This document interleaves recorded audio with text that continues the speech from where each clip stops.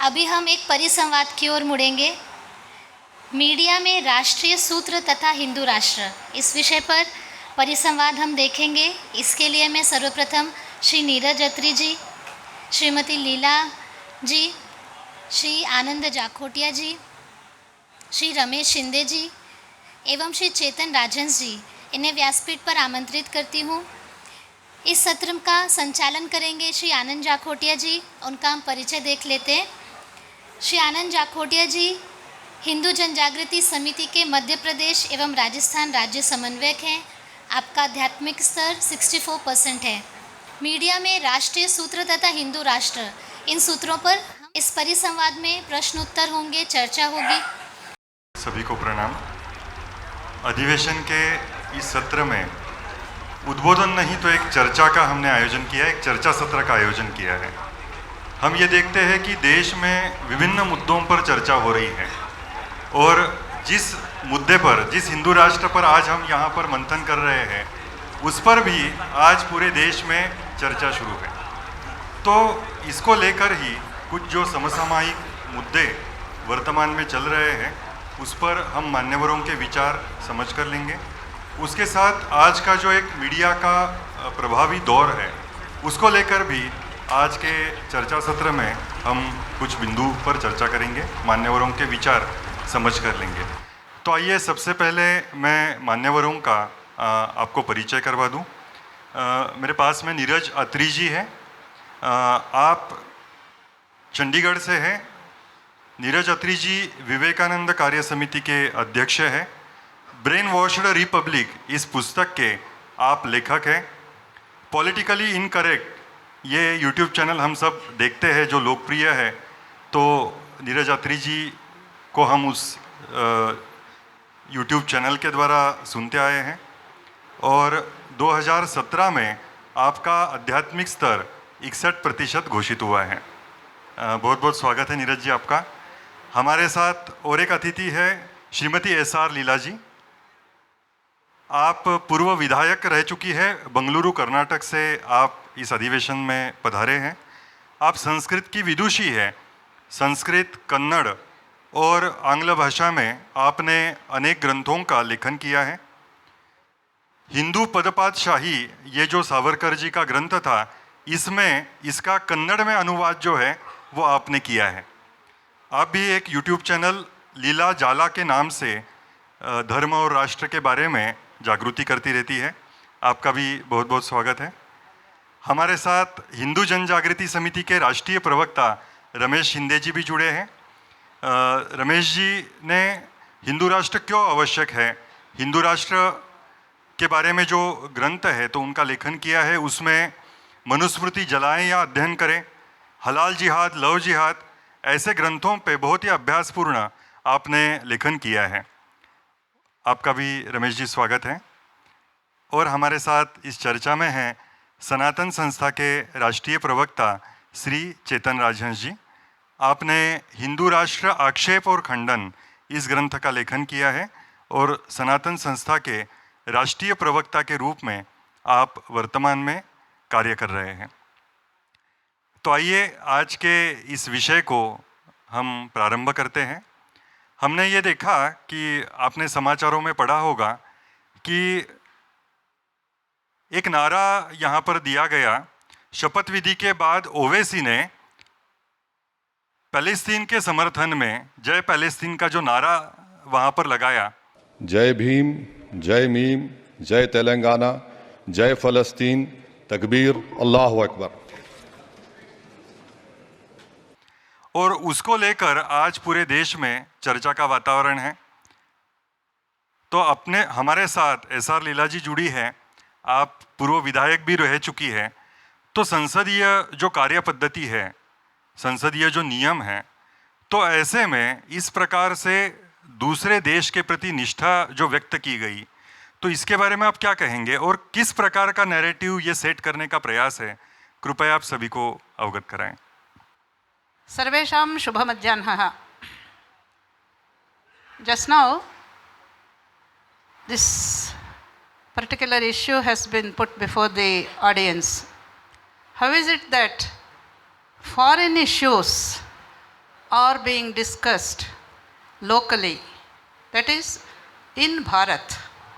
Palestine is not a part of our country, nor is it an issue of our social fabric or a political issue connected with the Bharatiyas. How is it that some of the people are still, you see, speaking for or against certain issues which are totally strange and Videshi to Bharat? Now, this is what I have been also trying to understand. In Bharat, anybody can speak anything. Actually, freedom of speech is 100% in this country. Especially that particular community which wants to instigate, which wants to humiliate and insult Hindus, they will say anything and everything and it goes unnoticed, unreacted, unresponded. And as I said in the morning, if individuals, individual organizations or individual people, they try to answer this kind of questions, they will not be spared. They will be put behind bars, they will be taken to court, and their whole life they have to struggle. This has been the case. So, what I suggest or I expect, you see, nobody is going to take my suggestion, but this is my expectation. See, the judicial system, and more than that, the popularly elected government, it should bring about a law or give a mandate to the people, to this kind of people, that anything said against Bharat, anything said against the interests of Bharatiya people, it is a punishable offense. At least this much we should say. Now, how is Palestine connected to us? So, this can be taken up only by the people above, that is the government. That is one thing. And the second thing that I have always thought is, we Hindus, we are very complacent. And there are so many people who are emotionally attached to the cause of Bharat, but all of us, we don't come together. We do a lot of work, we do very great hard work, and we bring about books, discussions, and this kind of organizational sessions where the things are discussed. But we don't pour onto the streets. We don't hit the streets. You see, just I am giving you one small example. CAA. CAA, was it connected with Muslims or what is it? It is only giving citizenship to the countries where they are persecuted and which were separated from Bharat. Now, you see how for 3 months altogether, the entire country was made to burn because of this. You see, they pour onto the streets and we Hindus, we don't come. So now, instead of going deep into it, what I suggest is, we should start hitting the streets, because only the crying child gets the milk. And our governments, they are so complacent, they take Hindus for granted. And they will not give anything without asking for. And in fact, they give everything without asking for the other community. So this is the problem with us. So what I have been feeling lately, and that too very sincerely and intensely, is this, that we have to protest. We have to give statements. Our leaders together, if it, not individually, at least some of the influential leaders, we should come together and issue counter statements. Without doing this, keeping quiet, we will not achieve anything. मतलब आपने यहाँ पर जो स्पष्ट किया, Yes. तो उससे हमें ये ध्यान में आता है कि भारत में फ्रीडम ऑफ स्पीच है और कोई कुछ भी नैरेटिव जो है वो आज सेट कर रहा है। और दूसरी बात उन्होंने यहाँ पर हमारे सामने रखी कि इसका विरोध जो होना चाहिए, रास्ते पर उतरकर जो होना चाहिए, वो नहीं हो रहा है। तो इसको लेकर ही ये जब विधान हुआ, तो उसके बाद उसके प्रतिक्रिया के रूप में, अपनी भावनाओं के रूप में, स्वाभिमान के रूप में, जो छत्रसाल जी विधायक थे, यूपी से आते हैं, तो उन्होंने अपने शपथ ग्रहण के बाद जय हिंदू राष्ट्र का नारा लगाया। को मैं ग्रहण करने वाला हूँ, उसके कर्तव्यों का श्रद्धापूर्वक निर्वहन करूँगा। जय हिंदू राष्ट्र, जय भारत।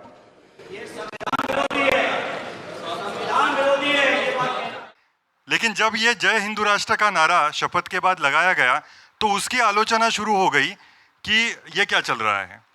तो मैं चेतन जी के पास आना चाहूँगा कि इसके बारे में आप क्या कहेंगे। देखिए, सबसे महत्वपूर्ण समझना ये चाहिए कि 2012 से लेकर 2024 तक पिछले 12 वर्षों में जो वैश्विक हिंदू राष्ट्र महोत्सव के अंतर्गत जो जय जयकार हिंदू राष्ट्र की हो रही है, तो उसी की एक फलश्रुति संसद में जय हिंदू राष्ट्र का नारा गूंजना है, ऐसे मुझे लगता है।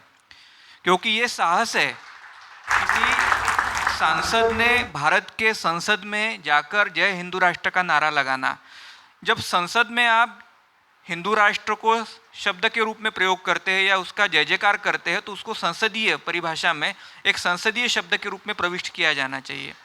2019 से लेकर 2023 में, यानी 17वीं जो लोकसभा थी, उसमें लगभग 4 बार भारत की संसद में हिंदू राष्ट्र शब्द का प्रयोग किया गया था। लेकिन ये हिंदू राष्ट्र शब्द का प्रयोग विरोधियों के द्वारा किया गया था। जब 370 हटा तब विरोधियों ने उसका विरोध किया कि भारत को हिंदू राष्ट्र बना रहे। परंतु पहली दफ़ा एक सत्ताधारी पार्टी के एक विधायक ने जय हिंदू राष्ट्र का नारा लगाना, ये एक सकारात्मक कदम उठाया गया है, ऐसे हमें मानना चाहिए। और तीसरी बात हमें यहाँ समझनी होनी चाहिए कि जो भी है, हिंदू राष्ट्र की जब चर्चा होती है तो हिंदू राष्ट्र कोई असंवैधानिक शब्द तो है नहीं। सनातन परंपरा में हम पहले से ही हिंदू हैं, ये राष्ट्र हिंदुओं का ही था। तो जो मीडिया में एक विवादास्पद शब्द प्रयोग के रूप में इसको दिखाया जा रहा है, उसकी आलोचना हमने सबने करनी चाहिए। क्योंकि मीडिया जो है वो एंटी हिंदू शक्तियों के द्वारा संचालित है, वो एजेंडा बेस्ड प्रोपोगंडा करता है। और इसीलिए हिंदू राष्ट्र विरोधी प्रोपोगंडा करने का काम आज मीडिया निभा रहा है, तो उसका विरोध करने की जिम्मेदारी हम सबकी है।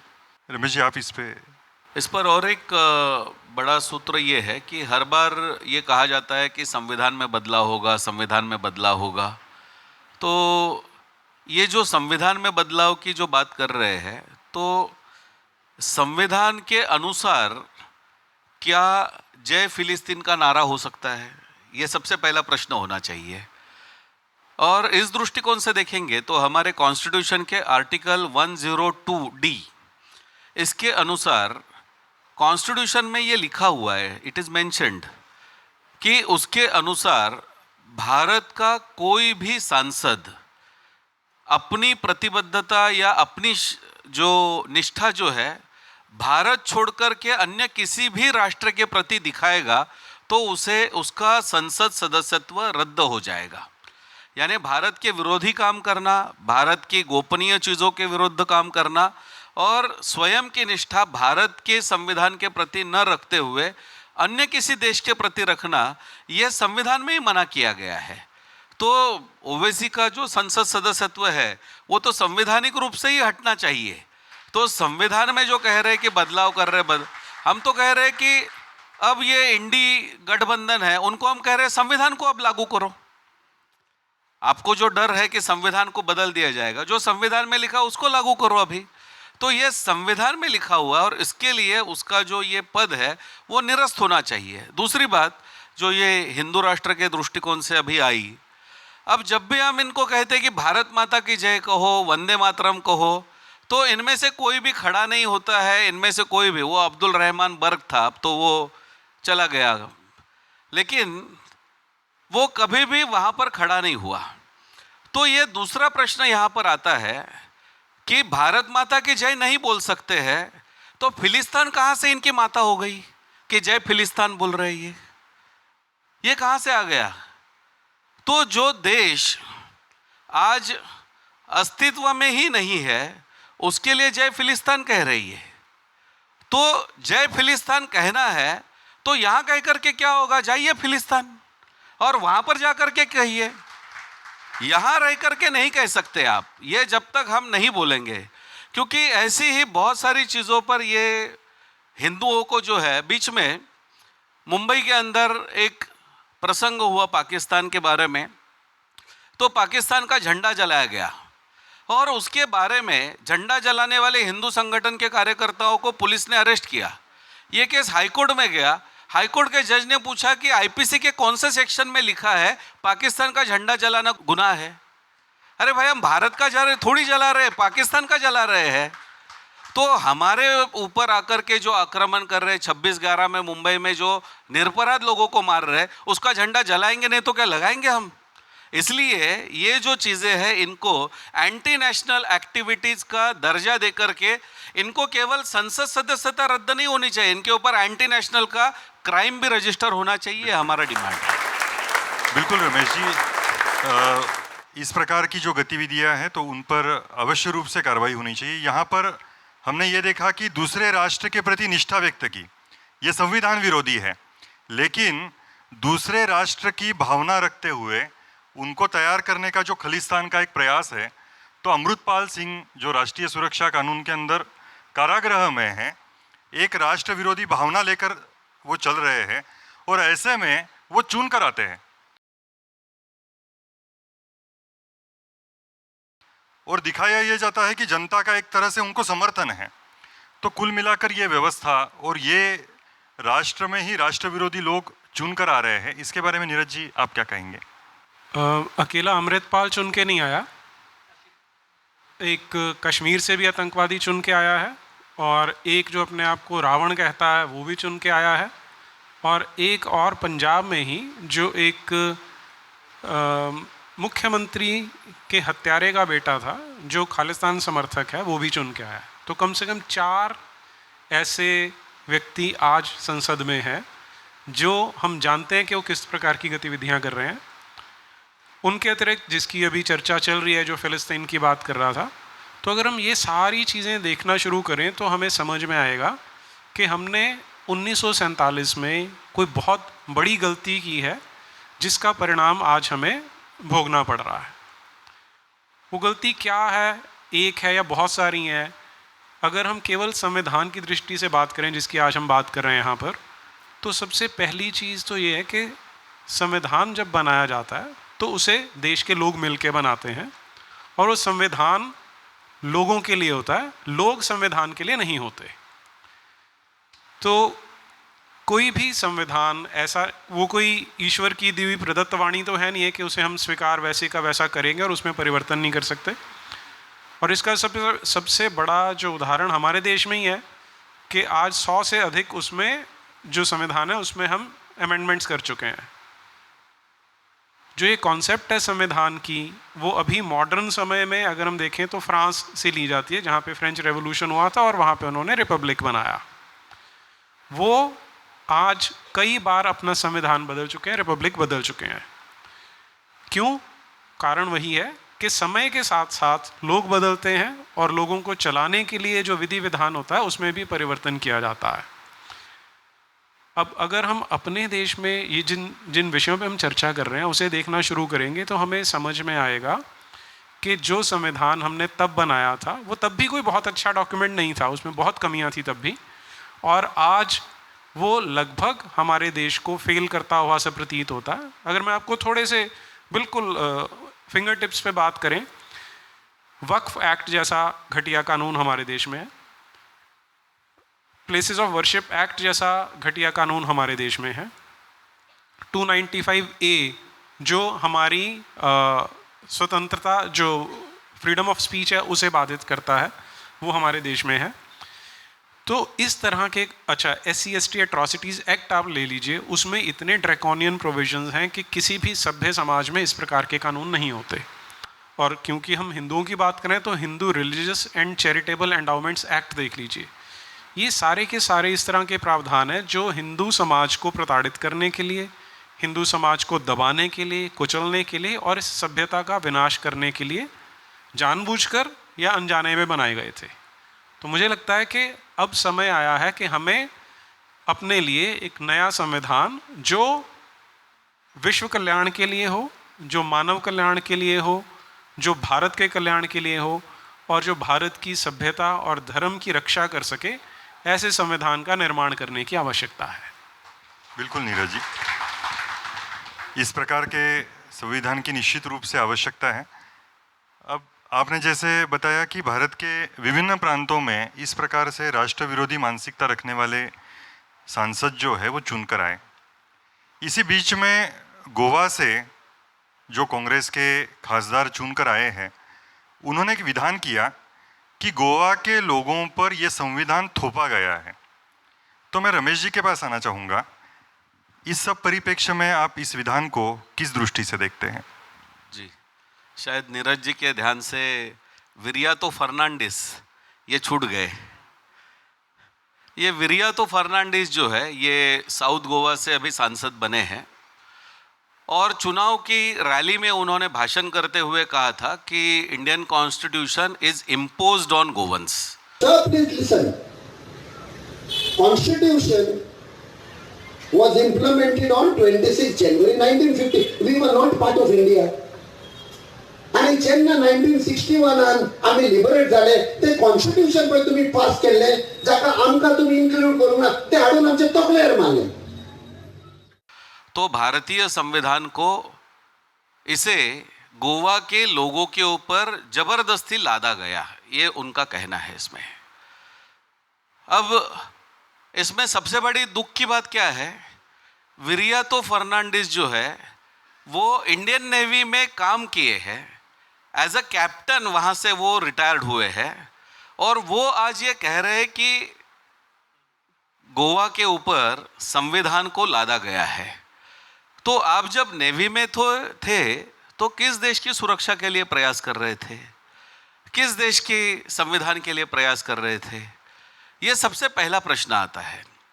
दूसरा प्रश्न उनका कहने का ये है कि भारत का संविधान ये 26 जनवरी 1950 को ये लागू हुआ और उनका कहना यह है कि गोवा तो स्वतंत्र हुआ 1961 में, हम तो 11 साल बाद स्वतंत्र हो गए, तो हमें तो पूछा ही नहीं गया, जो भारत का संविधान था वो हमारे ऊपर वैसे लादा गया। लेकिन मेरा सवाल उनसे है कि आप तो नहीं थे उस लड़ाई में, तो जो क्रांतिकारी गोवा की आज़ादी के लिए या गोवा की स्वतंत्रता के लिए लड़ रहे थे, क्या उन्होंने गोवा को पुर्तगाल से जोड़ने का प्रयास किया था क्या? गोवा की स्वतंत्रता के लिए जो लड़ने वाले क्रांतिकारी थे उनको गोवा ना तो रशिया में जोड़ना था, ना तो जर्मनी में जोड़ना था, ना तो पुर्तगाल में जोड़ना था, उनको तो गोवा भारत में जोड़ना था और इसके लिए भारत ने भी सहायता की। तो इम्पोज कैसे हो गया? अब तीसरी बात ये आती है, 1961 में इम्पोज करने वाला कौन था? जवाहरलाल नेहरू। आप चुनाव किस दल से लड़ रहे हैं? कांग्रेस से। तो शर्म नहीं आती आपको कि जिस पार्टी के प्रमुख ने गोवा के ऊपर संविधान को इम्पोज किया है उसी पार्टी से कैसे चुनाव लड़ रहे हैं आप? तो पहले तो पार्टी छोड़िए ना आप। तो कैसे, मतलब ये जो है ऐसी भूमिकाओं को निर्माण किया जा रहा है और ये गोवा में क्रिश्चियन पॉपुलेशन दिन प्रतिदिन कम हुआ है और केवल विरियातो फर्नांडिस की मैं बात नहीं कर रहा हूँ, लेकिन गोवा के स्वतंत्रता के युद्ध में अनेक ईसाई भी यहाँ पर क्रांतिकारी हुए हैं जिन्होंने अपना जान बलिदान किया है। लेकिन ऐसे लोग आज वोट बैंक की राजनीति के लिए पूरे कम्युनिटी के ऊपर एक संशय निर्माण कर रहे हैं और ये पहली बार नहीं हुआ है, क्योंकि अधिकतर लोग नहीं जानते होंगे। गोवा में एक वेबसाइट बनाया गया था, फ्री गोवा, गोवा को स्वतंत्र करना है, और इस वेबसाइट को जो चलाया जा रहा था उसके अंदर गोवा के करीब करीब 420 से ज़्यादा लोगों ने सिग्नेचर किया था कि गोवा को हमें स्वतंत्र करना है, यानी भारत से स्वतंत्र करना है। तो ऐसे नहीं है कि सिर्फ खालिस्तान की वहाँ पर बात चल रही है या कश्मीर में आज़ाद कश्मीर की बात कर रहे हैं, यहाँ पर 22% जिनकी संख्या बचे वो भी गोवा को आज़ाद करने की बात कर रहे हैं।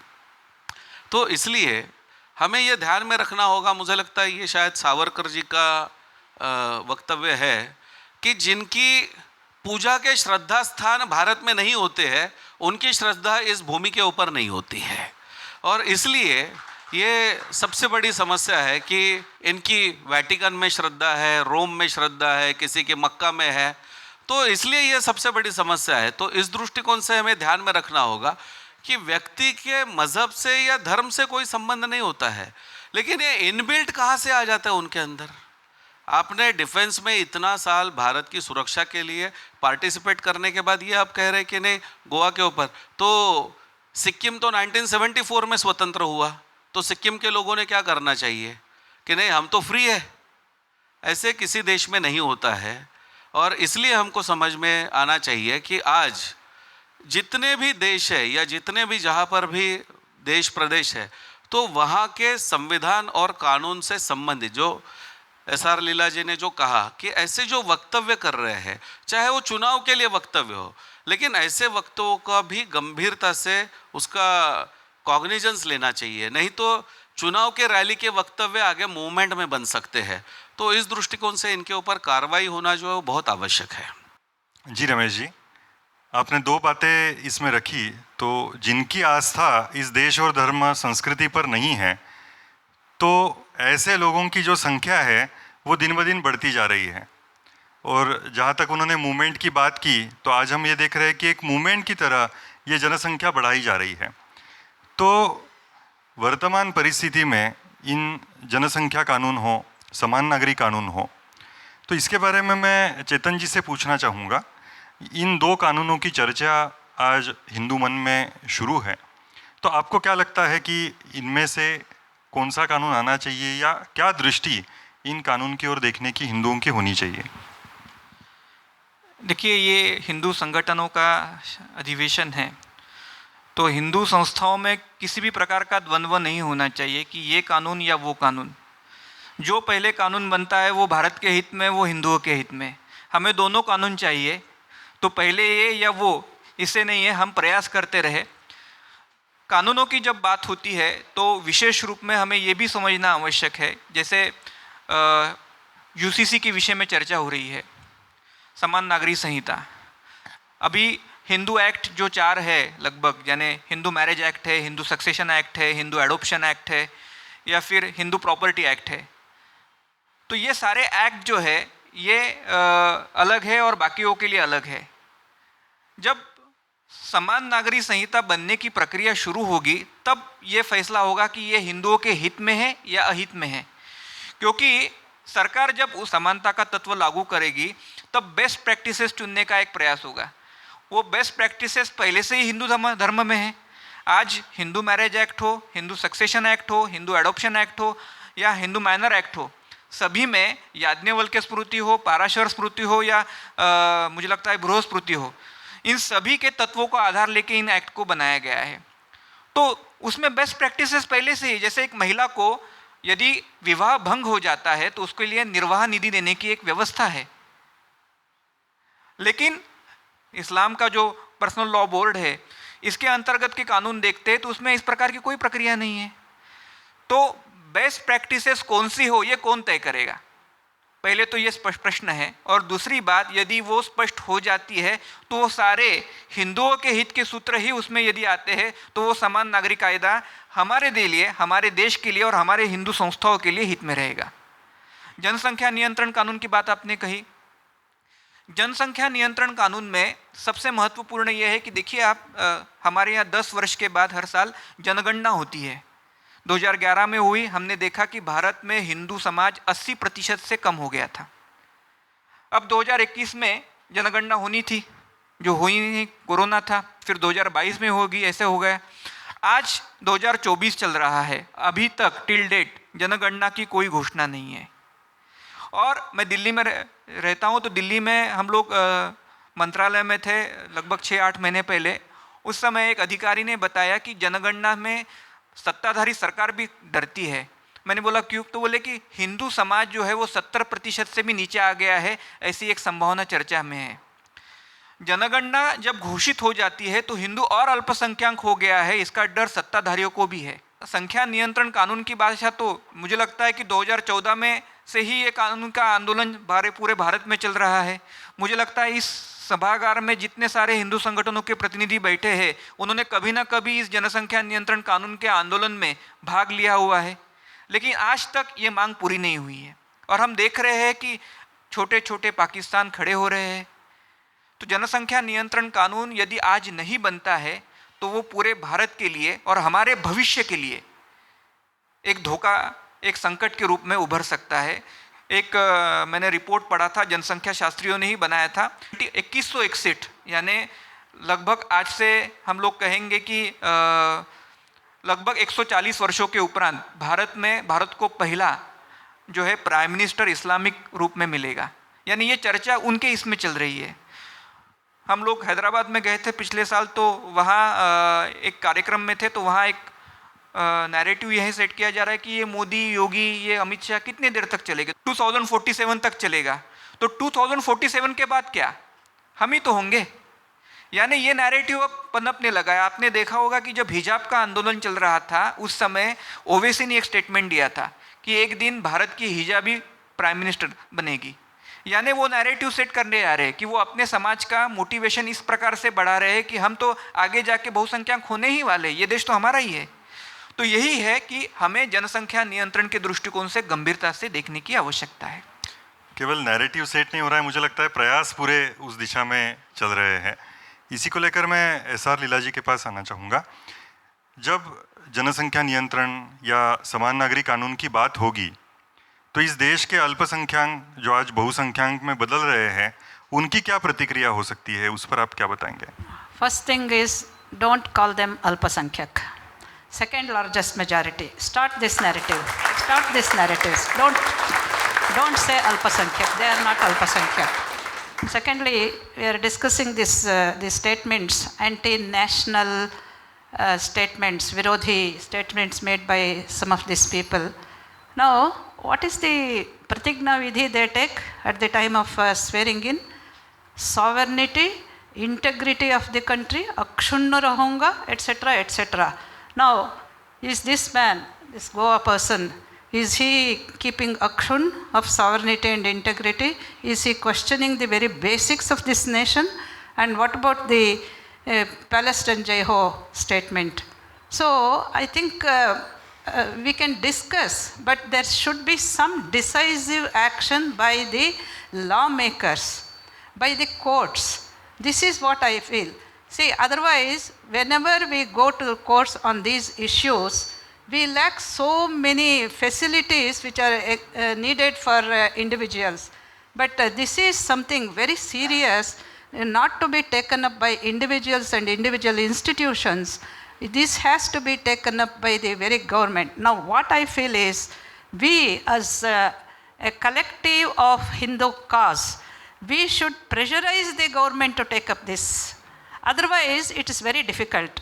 Individuals like me or you, we cannot take it up at all. See, I heard Advocate Mr. Ashwini Upadhyay, he put one PIL regarding removing certain statements made in Quran. It was just dismissed. You see, he just said this kafir and the jihad kind of fatwas, etc. Those anti-national, anti-Hindu sentiments which are expressed in this so-called holy text, it should be removed. He put a PIL to that, you see, in context. But it was dismissed. So what about the judicial system, and how do we overcome this kind of, you see, mountain-like, you see, opposition we are facing with?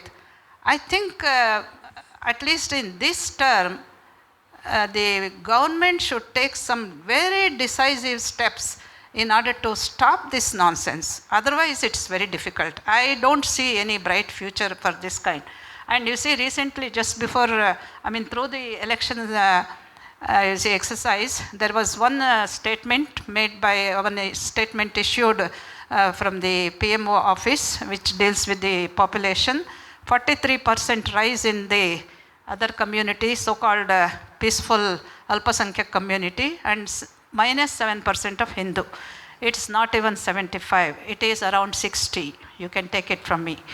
So it is around 60. Now the problem for both the government and also the people is, the government fears that there might be some uprising from the other side. And the so-called opposition, they will start saying, we are being, the government is being communal, they are targeting the community, etc., etc. I think it is an uphill task for the government to face these evils straight on the face and do something. Otherwise, just as we lost, and Atriji was saying it rightly, 1947 was the Suvarnavakash, the golden opportunity to do the population exercise, which was halted by the so-called Rashtrapitta. I don't call him Pita, Pitta. So this is what happened. And we have brought such mountainous that Himalayan blunders have been committed that today we are not in a position to face them at all. Tackle them it is not at all difficult. It's not at all easy. So what I feel is this is a matter of national importance, and the nation, the government which we have elected, they should take it up very seriously. Individuals and individual institutions cannot do anything because it's a very serious thing. That's what I feel. जी बिल्कुल। इसी मुद्दे को आगे बढ़ाते हुए मैं नीरज जी के पास आऊँगा। नीरज जी, आज हम ये देखते हैं कि एक तरह का आंदोलनजीवी समाज उभर रहा है जिनका जीवन यापन ही आंदोलन पर चलता है। हमने किसान आंदोलन देखा, शाहीन बाग देखा।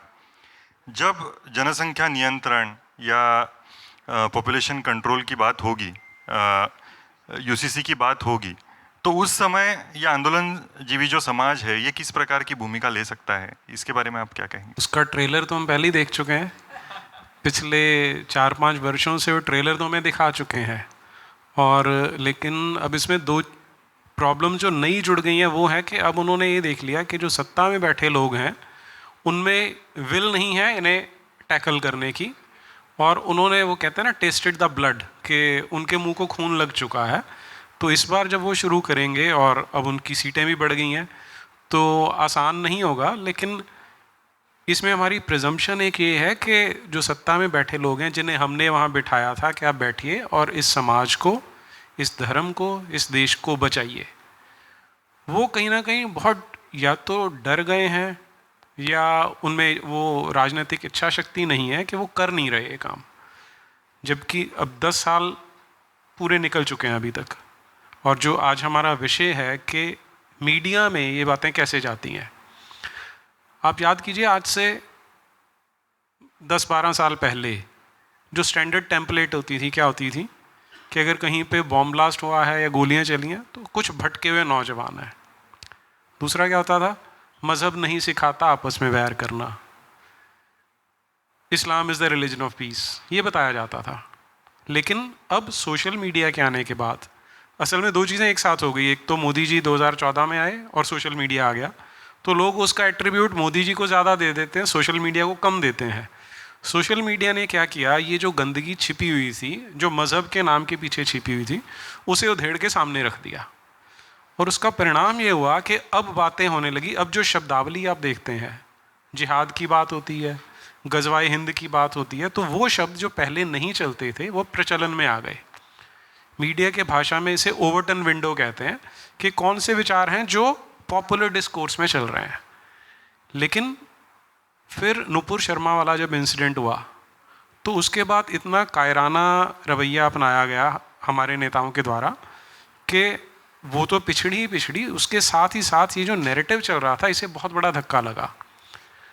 मैं क्योंकि एक्स मुस्लिम्स के साथ ज़्यादा काम करता हूँ, उससे पहले लगभग हर हफ्ते में, हर 10 दिन में एक नया एक्स मुस्लिम चैनल खड़ा होता था। लेकिन नुपुर शर्मा के इंसिडेंट के बाद, और दूसरा क्या हो रहा था, x Muslims national TV channel पे आके डिबेट कर रहे थे और बता रहे थे कि वो क्यों छोड़े हैं। ये बहुत बड़ी बड़ी चीज़ें थी। उस एक इंसिडेंट के बाद क्या हुआ, जिन चैनल्स ने एक्स मुस्लिम्स को बुलाना शुरू किया था, बुलाना तो बंद किया ही किया, जो उन्होंने यूट्यूब पे अपने पुराने वीडियो डाले थे वो भी डिलीट कर दिए।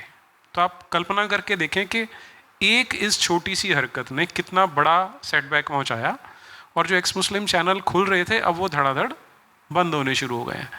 तो ये जो मीडिया में जिस तरह से दिखाया जाएगा, और उसमें सरकार का बहुत बड़ा रोल होता है, उससे ये डिसाइड होगा कि हिंदू राष्ट्र हम अभी बनाते हैं या 4 वर्ष बाद बनाते हैं, या कितना उसमें रक्तपात कितना होगा उसके बाद बनेगा। तो अब ये निर्णय हम करेंगे या सरकार करेगी वो तो भविष्य बताएगा। जनसंख्या नियंत्रण और समान नागरिक कानून को लेकर हम यहाँ पे बात कर रहे हैं। इसमें मैं अंतिम प्रश्न रमेश जी से पूछना चाहूँगा। सबके मन में एक विचार है कि स्पष्ट बहुमत नहीं है, तो ऐसे में सरकार अगर करना भी चाहेगी तो कैसे हो सकता है? मुझे लगता है कि स्पष्ट बहुमत नहीं है तो अब तक जो पूर्ण बहुमत में थे, नहीं किया उस समय में, इसके लिए स्पष्ट बहुमत नहीं है, वहां तक आए हैं। अगर वो करेंगे तो स्पष्ट बहुमत तक जाएंगे, नहीं तो वहां से विपक्ष में जाएंगे। तो इसलिए मेरा ये मानना है कि जो चीज़ अब इतने सालों में नहीं हुई है, और ये बार बार हमने सुना है चुनाव के भाषणों में, इस बार का जो काल होगा, अमृत काल तो पहले से कह ही रहे हैं, लेकिन इस बार का जो काल होगा उसमें बड़े डिसीजंस होने वाले हैं। तो हम देखना चाहते हैं बड़े डिसीजंस क्या है। तो इसलिए मुझे लगता है कि जो अब एक उदाहरण के लिए हम भी देखेंगे कि आज हम सब एकत्रित यहाँ पर आए हैं, अलग अलग प्रांतों से आए हैं, अलग अलग स्थानों से आए हैं। हम सब अपने घर में बैठ कर के अपना रोजगार, अपना परिवार या अपनी प्रॉपर्टी, इन सब चीज़ों को छोड़ करके क्यों हम इन विषयों पर चर्चा कर रहे हैं? क्योंकि हमें ये लग रहा है कि हमारा राष्ट्र जो है वो सुरक्षितता से असुरक्षितता के दिशा में बढ़ रहा है, हमारे परिवार भी उसी दिशा में बढ़ रहे हैं। तो इसलिए हमें एक सुरक्षित और एक अच्छा आदर्श राज्य, आदर्श व्यवस्था हमें मिले। अब हम ये जो कर रहे हैं इस समय पे, मतलब सरकार की तुलना में हम देखेंगे तो हम तो उनसे ज़्यादा बहुमत में है, हम तो मेजॉरिटी है। लेकिन मेजॉरिटी रहते हुए मुझे नहीं लगता है कि विश्व में और कहीं पर ऐसे होता होगा कि मेजॉरिटी अपने एग्जिस्टेंस की चर्चा कर रही है। अभी हम तो कर रहे हैं, क्योंकि धीरे धीरे ये दिखाई दे रहा है कि जहाँ पर भी, जैसे अभी लीला जी ने कहा कि सेकंड लार्जेस्ट मेजॉरिटी, कश्मीर में क्या हुआ, केरला में क्या हुआ, बंगाल में क्या हो रहा है, तो हर प्रदेश से हिंदू जो है वो घर बिकाऊ है, बोर्ड लगा रहा है, भाग रहा है, घर बिकाऊ है, बोर्ड लगा रहा है, भाग रहा है। कब तक भागेंगे? तो इस दृष्टिकोण से मुझे ऐसे लगता है कि हमें ये अब सरकार को भी बताना होगा कि अब आप नहीं जागेंगे तो हम भी नहीं भागेंगे, और यदि निर्णय सही नहीं होगा तो फिर हम आपको भी बदलने का धैर्य या साहस रखेंगे।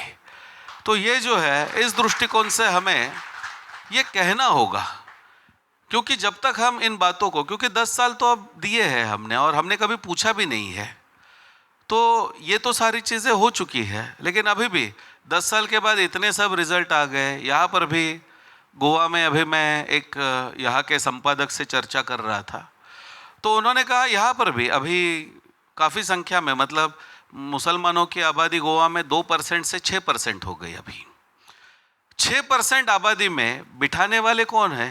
यहाँ के राजनेता है। इस बार के चुनाव में उन्होंने कहा, हमने बार बार कहा था कि आपको लग रहा है कि क्रिश्चियन वोट का पर्याय क्या है, तो हम मुसलमानों को ला करके बिठाएंगे और उनके वोट हमें मिलेंगे। गोवा में बीजेपी को 86 वोट मिले हैं, 86 मुस्लिम कम्युनिटी से। तो मुझे लगता है इससे बड़ा और क्या उदाहरण होना चाहिए अभी उनको। तो इस दृष्टिकोण से यदि अब भी हम नहीं संभलेंगे या नहीं जागेंगे तो कैसे होगा? तो इसलिए हिंदू समाज सरकार के पास कोई रिजर्वेशन मांगने के लिए नहीं जा रहा है, कोई किसी को फ्री में बस का टिकट चाहिए उसकी डिमांड नहीं कर रहा है, या हिंदुओं की महिलाओं को कहीं पर फ्री में आप मेट्रो का टिकट दे दो, ये नहीं मांग रहा है। तो हम तो अपने लिए कुछ मांग ही नहीं रहे हैं, हम तो मांग रहे इस राष्ट्र के लिए। तो जिस जिम्मेदारी से आप वहाँ पर बैठे हैं, उस राष्ट्र की सुरक्षा भी उस पद पर बैठ करके नहीं होगी तो फिर क्या हिंदू विश्वास रखेगा? और इस दृष्टिकोण से मुझे ऐसे लगता है कि अब बहुमत और इसकी कोई बात ही नहीं है। मुसलमान माइनॉरिटी है और माइनॉरिटी रहते हुए वो कश्मीर से हिंदुओं को बाहर निकाल सकता है, तो माइनॉरिटी रहते हुए वो ताकत दिखा सकता है। तो जिनके पास संविधान है, इस देश का पूरा कानून है, आईबी है, रॉ है, पूरा मिलिट्री है, सब कुछ है, तो उनको अब इस परिस्थिति में बदलाव करते हुए अब हाथ पीछे नहीं खींचने चाहिए, ऐसा मुझे लगता है। बिल्कुल रमेश जी, अब नहीं तो कभी नहीं, आपने बहुत ही संक्षेप में ये बताया। अब इसमें हमने समसामयिक विषयों पे चर्चा की, जो कानून हिंदू हित में आने चाहिए उस पर हमने यहाँ पर विमर्श किया। अब अंतिम छोर में वर्तमान की एक जो शक्ति है, मीडिया की ताकत है, तो उसको लेकर हम मान्यवरों से कुछ प्रश्न करेंगे। सबसे पहले मैं चेतन जी के पास जाना चाहूँगा।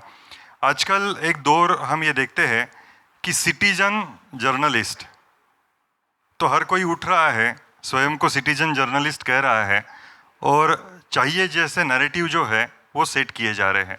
ध्रुव राठी का नाम तो हम सब सुन ही रहे आने वाले दिनों में। तो कभी सिटीजन डॉक्टर नहीं होता है, सिटीजन इंजीनियर नहीं दिखता है, तो ये क्या है, इसके बारे में आप क्या कहेंगे? देखिए, ये एक जर्नलिस्ट शब्द का अर्थ न जानने के कारण इस प्रकार से शब्द का प्रयोग किया जाता है। जो जर्नल लिखने की क्षमता रखता है, यानी रिसर्च जर्नल, वो जर्नलिस्ट होता है। यानी जर्नलिज्म यानी लिखने की क्षमता, जो शोध करके लिखने की क्षमता रखते हैं, वो उनकी पत्रकारिता कहा जाता है। यानी और यहाँ सोशल मीडिया में जो अब ये है, वो जर्नलिज्म नहीं कहा जा सकता। ये तो पहले रिएक्शन होता है, फिर परसेप्शन होता है। यानी पहले रिएक्शन दी जाती है और फिर परसेप्शन होता है, यानी बोध दिया जाता है। तो मुझे लगता है कि सोशल मीडिया पे जो हम लोग जिसको हम सिटीज़न जर्नलिज्म कह रहे हैं, वो शब्द प्रयोग ही गलत है। और दूसरी बात, सिटीज़न जर्नलिज्म जैसी कोई बात हो ही नहीं सकती, क्योंकि मैंने बताया ना कि न्यूज़ एक फिनिश्ड प्रोडक्ट होता है। कहीं भी जाए आप देखिए, तो कोई भी न्यूज़ बनता है तो वो उसका फैक्ट चेकिंग होता है, उसकी जानकारी की निश्चिती की जाती है, पूरी जानकारी ली जाती है, ग्रामर चेकिंग होता है, और उसके बाद जो है उसको प्रसारण या चित्रित किया जाता है। तो यहाँ सिटीज़न जर्नलिज्म जो आज की बात कर रहे हैं, वो क्या कर रहे हैं, वो अपूरी यानी अपूर्ण जानकारी के आधार पर, कोई निश्चित नहीं किया है, ऐसे जानकारी आपके सामने रख रहे हैं और उसका आधार कोई नहीं बता रहे। ये सबसे बड़ा धोखादायक है। और वो अपना नैरेटिव, यानी कम्युनिस्टों का एक जो ये होता है कि झूठी बात आप बार बार बताओगे और उसको प्रमोट करोगे, ये जो एक उनका एजेंडा बेस्ड प्रोपोगंडा होता है, उसके लिए उन्होंने सिटीजन जर्नलिज्म जैसे अलग अलग सोशल मीडिया चैनल बनाए हैं, और आज लोकतंत्र में उसको 5th पिलर भी बताया जा रहा है। तो ये मुझे लगता है ज़्यादा गंभीर है। इसमें सबसे ज़्यादा गंभीर, और ध्रुव राठी का आपने उदाहरण दिया, वो ये है क्योंकि भारत में पब्लिसिटी एक्ट है, और पब्लिसिटी एक्ट के अनुसार विदेशी शक्तियों से या विदेश के लोगों से धन लेकर आप पत्रकारिता नहीं कर सकते हैं। लेकिन सोशल मीडिया जो पत्रकारिता के रूप में आज देखा जा रहा है, मीडिया के रूप में देखा जा रहा है, वहाँ विदेश के पैसे लेके, विदेशी हस्तकों को लेके, वहाँ भारत में उसमें अलग अलग प्रकार के भारत विरोधी या हिंदू विरोधी नैरेटिव को सेट किया जा रहा है।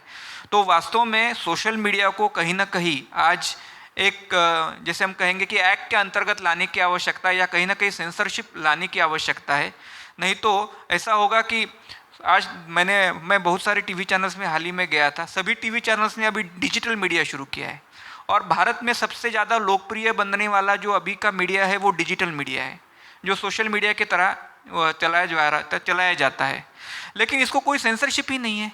तो इसीलिए मुझे लगता है कि सिटीजन जर्नलिज्म तो गलत ही है, लेकिन आज का जो 5th पिलर माना जाने वाला सोशल मीडिया है, इसको भी कहीं ना कहीं हमें सिस्टम में लाने की आवश्यकता है, क्योंकि उसके आधार पर ही हम जो है सत्यता का प्रचार कर पाएंगे, और पहले रिएक्शन नहीं होगा और फिर परसेप्शन नहीं होगा। इतना ही था। Soon after the election results are over, I had so many discussions made by young journalists, that is social media influencers, who were for the government, for Modi Bhakt. What they said was, see, whatever was peddled was given by that dirty journalist, so-called, sitting in Germany, that was being published in Congress website, its Facebook page, Instagram, and its hashtags, as you said. Whereas it is nothing to do with the money. Our own people, they were so supportive of Modi government and Modi's personality especially. Each and every person, 3 out of 10, they were supporting Modi. And this was not taken out by the media cell of the BJP, and they did not give any publicity for this. I know in Karnataka, there are so many friends of mine who were earlier professional journalists. They have given up and they have started now this social media, YouTube channels. And they were giving 3 to 4 issues, 3 to 4 postings per day, giving every detail of it, why the BJP government should come back from the Hindu point of view. But these things were not at all taken. I used to do it, and these things were not at all taken, not at all even received by our so-called media cell of the BJP. That's one of the mistakes. See, you cannot control Dhruvarati. You don't want to. At least you can give credence to, publicity to your own people. No, even that was not done. So there is kamiya yahan hai. बिल्कुल बिल्कुल That we have to understand. Ji. See, we are the culprits really.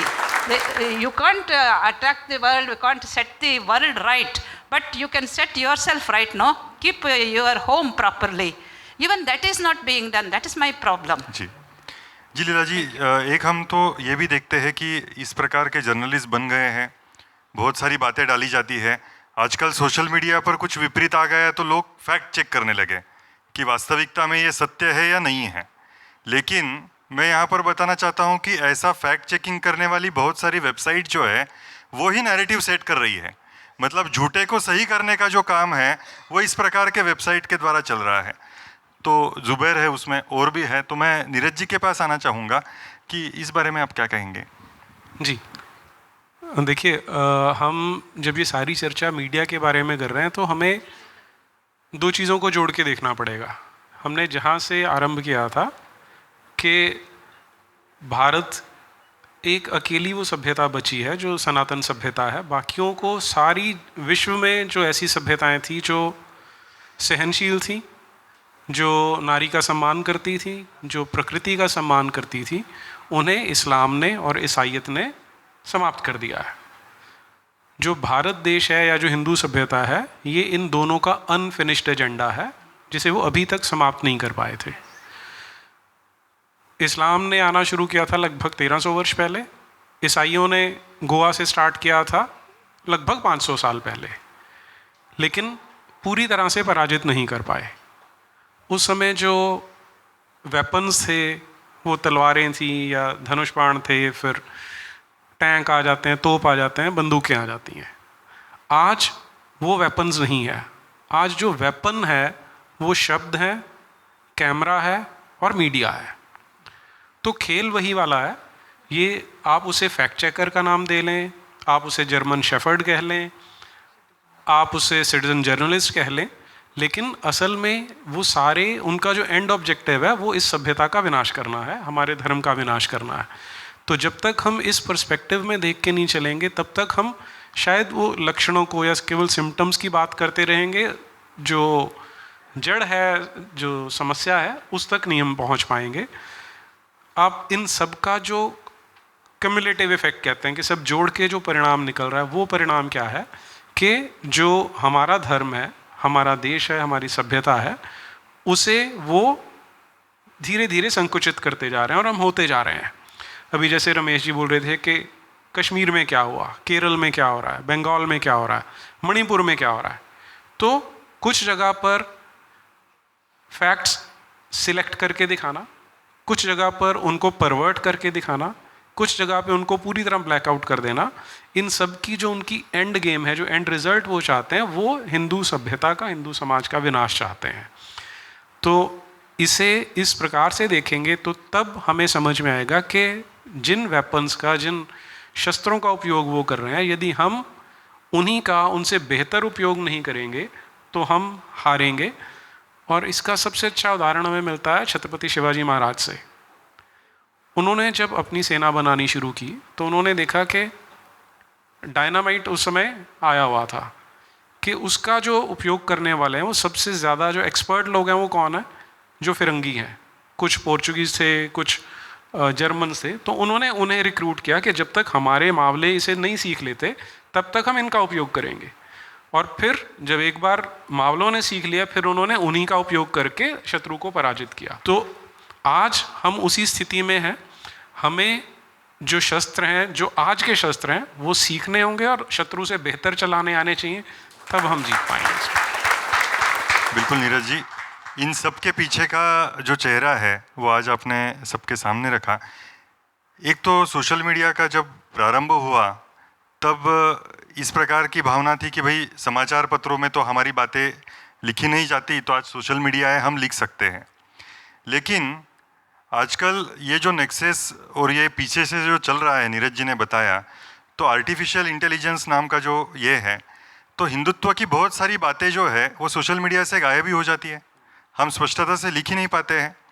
तो रमेश जी, मैं आपको पूछना चाहूँगा, इसके बारे में आप क्या कहेंगे? देखिए, ये आर्टिफिशियल इंटेलिजेंस जो है कि हमें ऐसे लग रहा है कि ये एक बहुत बड़ी वैज्ञानिक क्रांति है और ये मतलब हमें उसमें से कुछ सहायता होगी। लेकिन इसमें नीरज जी ने जो उदाहरण दिया, तो मुझे लगता है कि उस उदाहरण का आगे का स्तर हमें सोचना होगा। छत्रपति शिवाजी महाराज के काल में जब लड़ते थे तो पदाती पदाती से लड़ता था, या जो घोड़े के ऊपर बैठा है वो घोड़े के ऊपर जो सवार था उससे लड़ता था, जो हाथी पर बैठा है वो हाथी पर बैठने वाले के साथ लड़ता था।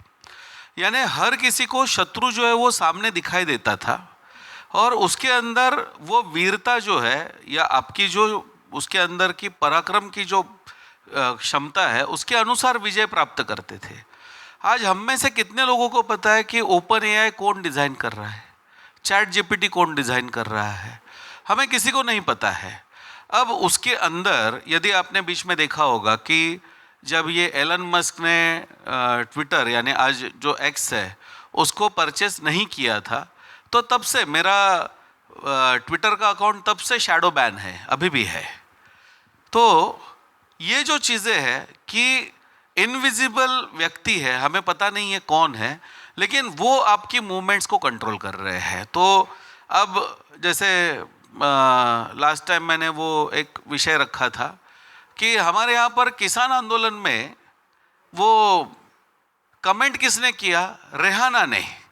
अब रेहाना का और किसान आंदोलन का क्या संबंध है? रेहानी कहाँ की खेती करती है? अब वो एक पॉप सिंगर अमेरिका में रहने वाली, लेकिन वो किसान आंदोलन में कर रही है।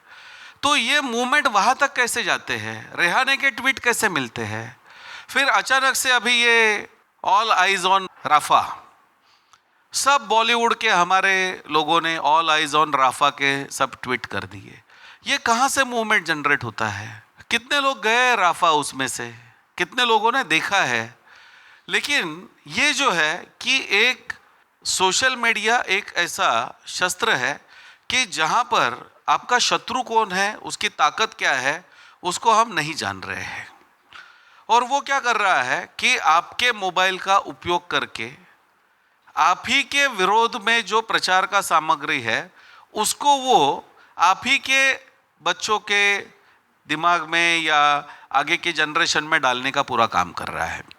हमने एक इंटेलेक्चुअल कॉन्फ्रेंस किया था जिसमें लीला जी भी आई थी बेंगलोर में। तो उसके अंदर एक टॉपिक था हमारा ये आर्टिफिशियल इंटेलिजेंस।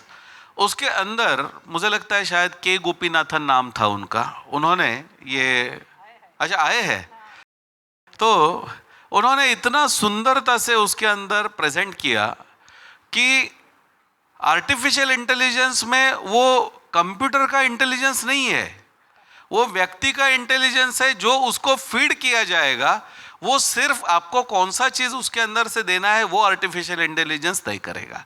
यानी फीड करने वाला तो व्यक्ति ही है। और उसका सबसे बड़ा उदाहरण यदि आप देखेंगे तो बीच में एक वो वायरल हुआ था कि आप आर्टिफिशियल इंटेलिजेंस के द्वारा फेकू डालिए तो किसका नाम आता है? देखिए, आया था ना। तो ये कंप्यूटर को थोड़ी पता चला कि फेकू नाम डालेंगे तो किसका नाम देना है, वो किसी ने तो डाला है ना उसके अंदर। तो भविष्य में ऐसे हो सकता है कि इनटॉलरेंस नाम है तो किसका है, तो हिंदुत्व आ जाएगा। रेडिकल्स कौन है तो हिंदू आएगा। यानी अभी नीरज जी ने कहा ये ऑलरेडी आना चालू हुआ है। मतलब जो उस कंप्यूटर को फीड कर रहा है वो हमारी विचारधारा का व्यक्ति नहीं है, वो हमारे हित का व्यक्ति नहीं है, वो हमारे विरोधी विचारधारा का या भारत और हमारी संस्कृति के विरोधी व्यक्ति है। तो जो फीड करेंगे वही जनरेशंस तक मिलने वाला है। इसलिए आर्टिफिशियल इंटेलिजेंस ये हमारे राष्ट्र और हमारे धर्म और संस्कृति के दृष्टिकोण से हमें कोई उसकी सहायता नहीं होने वाली है। अपना खुद का इंटेलिजेंस यूज़ करना होगा, आर्टिफिशियल इंटेलिजेंस का कोई उपयोग नहीं है, क्योंकि वो कल आप कुरान के बारे में कहेंगे तो वो वही कहेगा it is religion of piece, और नीचे दिखेंगे तो वो पीसेस कर रहे सब हिंदुओं के। तो पीस और पीसेस में डिफरेंस होता है, ये हमको समझना पड़ेगा। तो इसलिए ये जो आर्टिफिशियल इंटेलिजेंस है ये हमारे हित में नहीं है। इसको समझ करके हमें अपना इंटेलिजेंस जो है उसका उपयोग करना, या उस दृष्टिकोण से हमें साथ में आना। इसके लिए ये जो नैरेटिव है हमारा कि हमें क्या चाहिए, हमें हिंदू राष्ट्र चाहिए, यह हमारा सबसे बड़ा नैरेटिव है, क्योंकि हमारी मांग स्पष्ट है, हमारी दिशा स्पष्ट है, हमारे विचार स्पष्ट है, और उसके पीछे की भूमिका भी स्पष्ट है कि जो राम राज्य था वो हिंदू राष्ट्र हमें चाहिए। आज जैसे चुन करके आने वाले रावण है, वैसे रावणों को राज हमें नहीं चाहिए, राम राज्य चाहिए।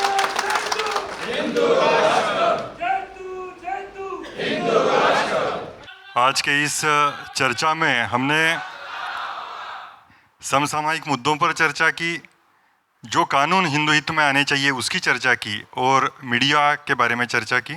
बहुत ही अच्छा आप सभी ने जो एक दिशा दर्शन किया। निश्चित रूप से हिंदू समाज और हिंदू संगठन के लिए जो कार्य कर रहे हैं उनको एक नया आयाम इससे स्पष्ट हुआ। लेकिन अंत में इतना ही कहना चाहता हूं कि अधिवेशन है हिंदू राष्ट्र के लिए, और देश की संसद के एक सांसद अगर जय हिंदू राष्ट्र कहते हैं तो मुझे लगता है इस अधिवेशन ने जोरदार घोषणाओं के साथ उनका समर्थन करना चाहिए। छत्रपाल गंगावर जी जो सांसद है उनका, तो जय तू जय तू, जय तू जय तू, जय तू जय तू। आप सभी ने इसमें सहभाग लिया, आप सभी का धन्यवाद। यहीं पर आज के इस चर्चा सत्र को हम विराम देते हैं।